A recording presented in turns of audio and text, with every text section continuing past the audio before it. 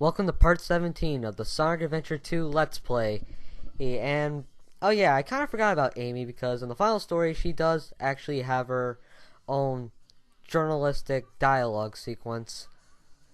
And I have to put it in somewhere. I mean, I did die at Cannon's Core. So, convenience much? Yeah, convenience. By the way, I love how she says that Eggman tricked Shadow. No. Oh, nobody tricked anybody. Shadow's just doing it for revenge. Well, Gerald, I should say. Not Shadow, what was I thinking? But now we are at Cannon's Core, and let's do this right this time. And it's a good thing I didn't talk about anything last part, so let's get onto it. Okay, alright, so the gimmick with Cannon's Core is that you're playing as everybody.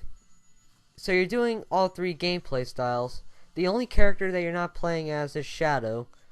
But trust me, you're going to be playing as him in this story, just not in this level.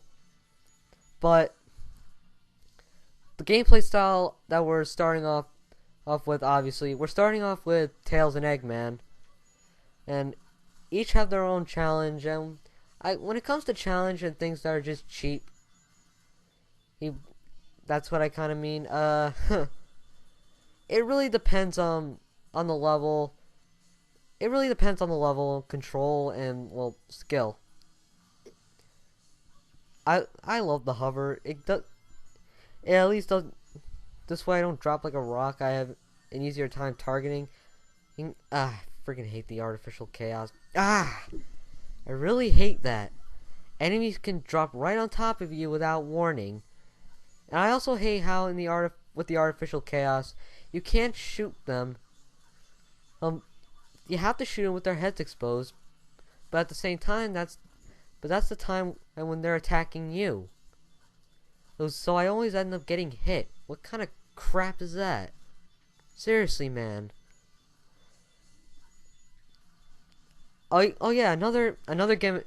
The secondary gimmick with these with Cannon's Core is that there are these stopping switches, or as I like to call them. As I like to call them, there are these chaos control switches everywhere. Yeah, that's what I'm calling them. I want to call them something interesting. And don't criticize me. But the chaos control switches, you touch them and they freeze time. They'll also freeze. He's pretty much at your clock. But the time stopping switches will freeze everything. Enemies. It'll freeze the artificial chaos. And the reason why I'm stating the obvious because shooting the artificial chaos while they're frozen, it's an instant kill. And trust me, these chaos control switches are rather important. And you need to use them to get past laser gates, sections like these where you have an easier time traversing through the chemical waste. What else? These moving blocks, you don't actually move along with them, so you gotta watch out. And no, oh, block, no. Okay then. But yeah, you also need to it's also really important in the second it's more apparent when you're doing the second gameplay style. Well, because again, you're really gonna need it. You're really gonna need it. How are you supposed to get to that gate to begin with? I'm probably thinking that there's an invisible sign that says I don't know.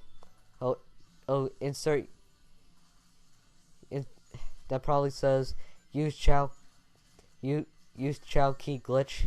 It's here. And honestly, with Tails, it's not really too bad. Eggman's part on the other hand, it's really annoying, especially with this section, because really, you have to get the timing down. Oh, and well, that was just me sucking.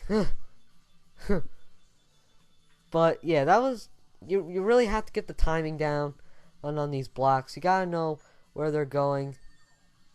That was a bad idea. I thought I clipped to the ground. Luckily the checkpoint wasn't too far and I didn't get to the platform. Not that it means anything. But yes, but besides the the chaos control switches, the artificial chaos are still rather annoying with the mechs. Especially, like, you know, Eternal Engine. Eternal Engine sucks. And don't worry, I get this part right. I got so lucky there. Okay, then just blast the door open, and that is it for the... Okay, and that is it for the mech shooting level, the mech levels, because we are now heading into the treasure hunting style gameplay, only we're not doing actual treasure hunting, but rather just to flick a switch. Okay, so now we're playing as Rouge for the last time. What we have to do here is climb on top of these pillars. You can't actually climb on the stuff that's in between the rocks, so you really have to glide to the area where you can climb on only. But you need to do that just to get to the chaos control switch, which that's on the very top, and this way you can get to the waterfall, because you actually can't go through the waterfall when time is flowing normally. You really have to stop time just to get through. But once you get through there, you have to you flick the switch,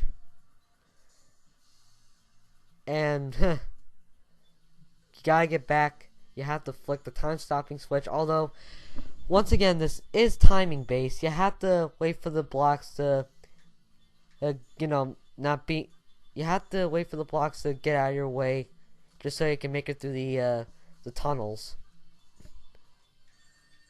Not to mention the waterfalls, and barely made that. But then you flick the switch, and that is it for Rouge's section. You know what? That's probably one of the two shortest sections in the game. But now we are heading onto Knuckles' portion, and this is without a doubt the most annoying part of the stage right here. However, you know what? Basically, you're gonna be underwater the whole time, and let's just say that. And it's another good reason why you should have the air necklace in the first place, because you know you get infinite air. I dread, seriously, trying to do this. I can imagine trying to do this stage without the air necklace. It would probably be next to impossible. Well, I'm kind of exaggerating that because there are air bubbles all over the place, but there's just one thing that makes this part so annoying. The reason why not a lot of people like this stage as Knuckles. Well, you obviously have to go through the tunnels, right? And obviously there's water. Okay, so you go through this tunnel and think, and obviously the water's not rushing, you know, so okay, so that's all fine and good. But then you head to this area, and it turns out water's rushing. Water is rushing through that tunnel. It clearly indicate it's clearly indicated where the lights are going, and so you should have some idea. So you should have a clear idea. But what you have to do is hit the hit the chaos control switch. This way the water will stop flowing. Here's the real ball kicker to that. The time on the chaos control switches it's so short. It may not. The time is clearly indicated on how fast it's beeping. And trust me, I made that look easy, right? But I'm telling you right now, it's not. When you first play this game, you're just barely gonna make that. You're barely gonna make those tunnels. By the way, when that door was opening, oh, watch this. Ugh. Homing attack.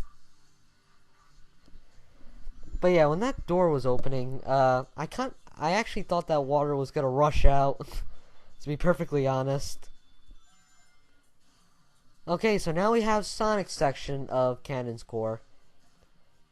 This is probably the worst part of the stage. Probably one of my least favorite parts of this stage.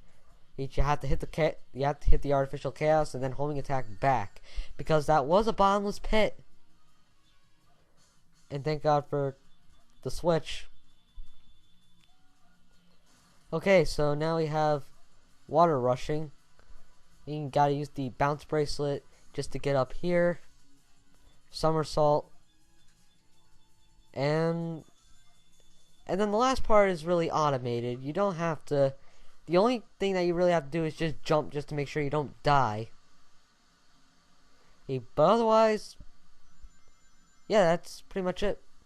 This section is pretty much automated. Although, getting Lost World vibes from this. I wonder what Professor Gerald was thinking.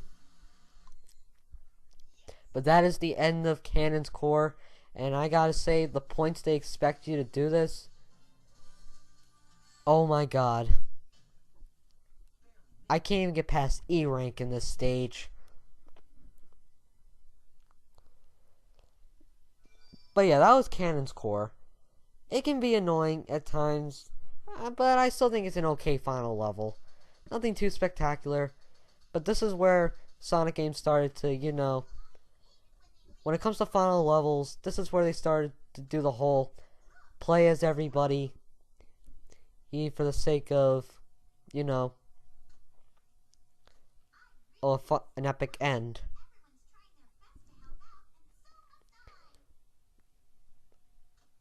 Okay.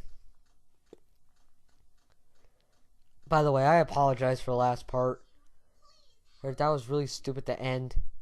And right before the Sonic vs. Shadow fight. But I didn't want to make it longer than 20 minutes. It's that sneak preview of this story was completely unintentional. And I really just want to throw that out there.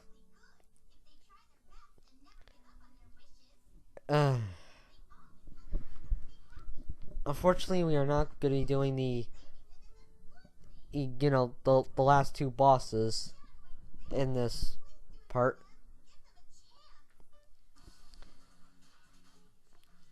Oh. Okay. You know what? I take this scene very seriously, alright? I take scenes serious when they're supposed to be serious, especially if it shows. And you know what? This scene does a good job at it, right? But what flat out kills it for me is Shadow's reaction at the end. Right here, actually. Watch. Look at the subtitles. Right? That's basically the equivalent of, oh, so that's what she promised. Oh. Oh, shit.